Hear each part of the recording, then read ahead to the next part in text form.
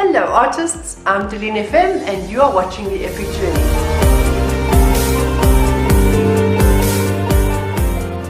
Hello everybody, I'm going to talk to you today a little bit about this painting that I'm busy working on and give you a bit of a demo. Now you'll notice that I'm well into this painting, but I'm not as well into it as what you might originally think. And I've started this painting, well, I've started the video of this painting sort of in the middle of it, and I've done that for a pretty good reason. I found, you know, when I do a painting from absolute beginning to end, it can end up looking, being a little bit like watching paint dry, literally. In other words, it can just get a little bit sort of boring. So I'm going to just describe to you what I've done here so far.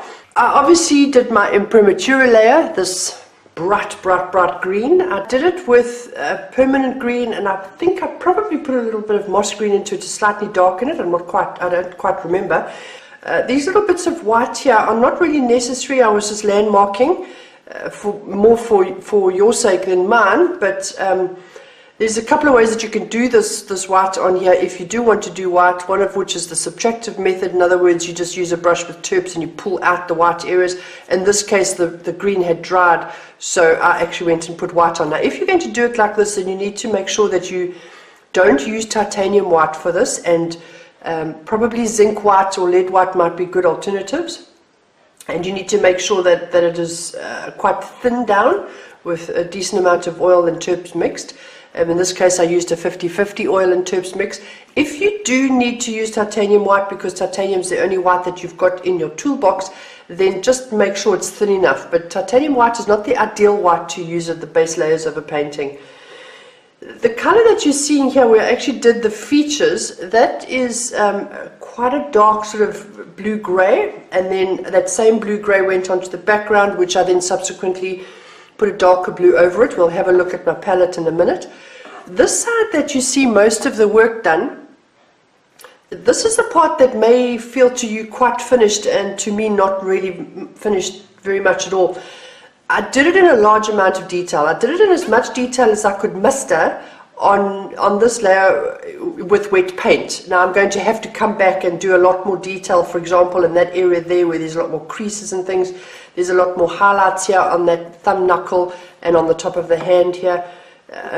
There's probably quite a lot of work that I could do in this area to just define it a little bit more. But while I'm talking along those lines, I just want to mention that the painting, this particular painting style that I'm working in is entirely my own. This is the style that I work in quite naturally. You guys have seen me do a lot of paintings in various different styles. From a teaching perspective, I try to cover various different types of painting styles as I'm working.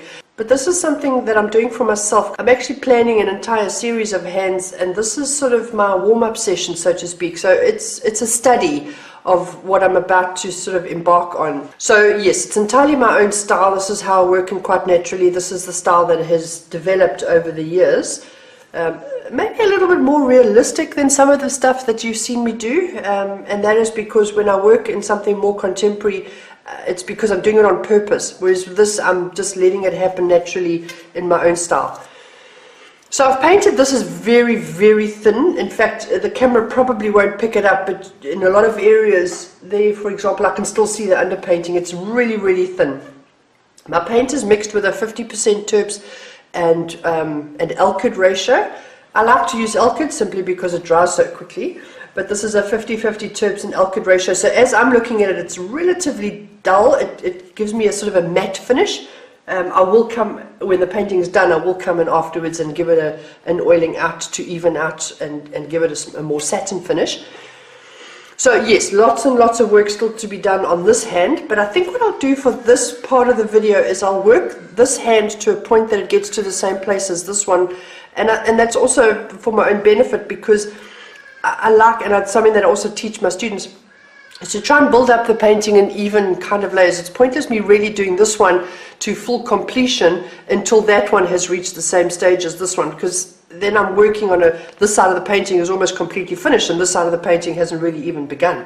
So let me put the painting aside for a minute and let me just discuss the palette that I'm working with, because the palette can be a little surprising.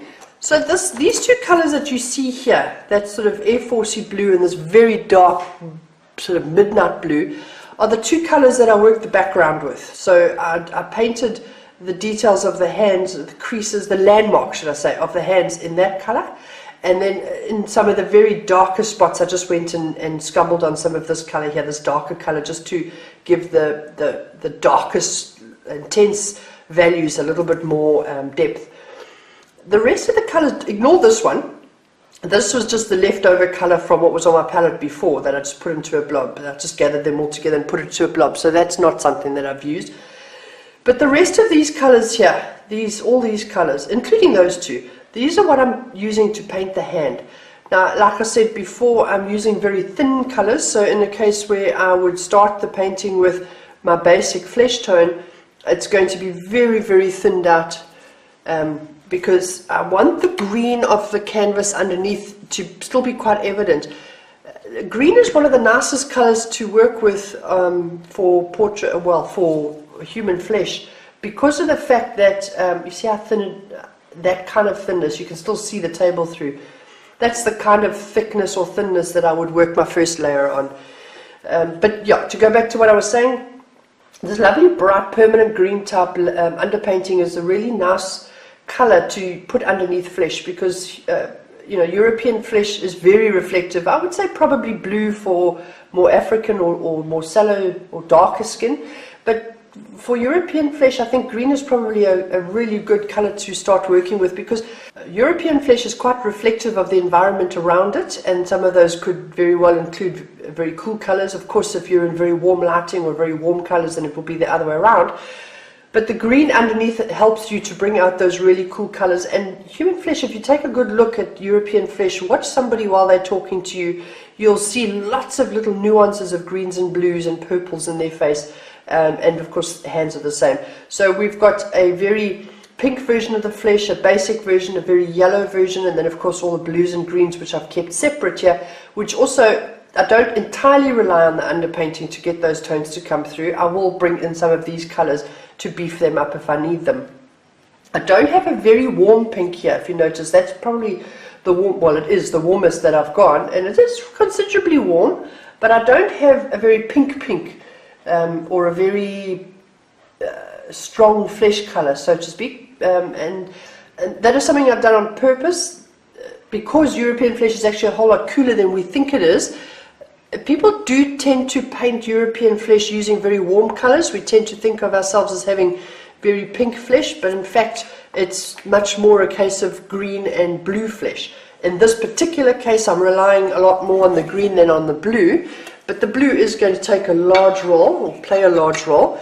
If you go back and have a look at the painting, you'll see all these little dark colors. That's all the same blue that's in the background here, and maybe a slightly lighter version of it as I'm painting, because the colors will sort of mix and blend. But it's effectively a very dark blue. Here I've got some little bits of the pink version, and with the blue in the background and the green in the background, it's starting to look more purple than pink. But there I've used a little bit more of the pinker version of the flesh. That is the blue. I've put down the flesh tone, and then I've come in and worked some blue into it. Here's a similar thing happening with green. I think we need to sort of talk about reflected light and direct light. You'll find that the reflected light, in other words, the cool side, the shadowed side of this hand is very cool compared to the side that is catching a more direct light. And that's also quite indicative of human flesh or European flesh, should I say. I don't want to talk about humans like they have to be white. European flesh is very reflective of cool colors on the shadowed side of it. I hope this camera is giving you a good view of it. I never really can tell until the footage is visible on my computer screen. Alright, so like I said, I'm going to now catch this side of the painting up to this side of the painting, and then right at the end I'll come in and do some of the very strongest highlights and get some of the little nuances and sort of creases and things going. There's still a lot of work to be done on the thumb, for example. There's lots of creases here on the knuckle that just aren't there, and this part here, you know, the fleshy bit between the forefinger and the thumb also needs quite a lot of work to happen over there, and then there's a lot more lightness that needs to come on here. One more thing I must just mention before I start painting is that I'm painting on a drawing table at the moment. I find it much easier to video when I'm painting on a drawing table rather than on my easel. But what I do find is that I do struggle to paint sitting upright to keep my head out of the frame. So sometimes, you might see the top of my head as I'm leaning over. Please forgive me for that. I've tried everything to try and teach myself to paint sitting upright, but because the canvas is a lot more flatter than it would be if it was on an easel facing me, I tend to end up wanting to hunch over the painting. Not good for one's posture. But if I paint on, if I video on an easel, then I find myself doing a very similar thing where I actually get between the camera and the easel, and so from that point of view, this is probably the best way to video.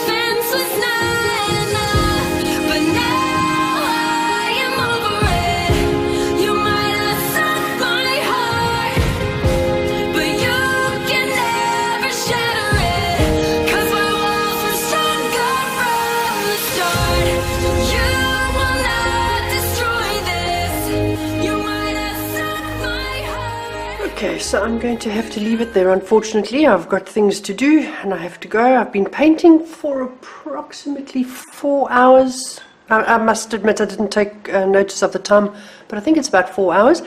And I will be back and carry on painting tomorrow. In the meantime, I'll post this as it is so that you've got a progress to follow. Thanks for watching. Your likes and your shares and your comments make more videos possible, so please go ahead and do that. And if you want to know more about the Epic Art Academy, please head on over to epicartacademy.com and I will see you there. Bye.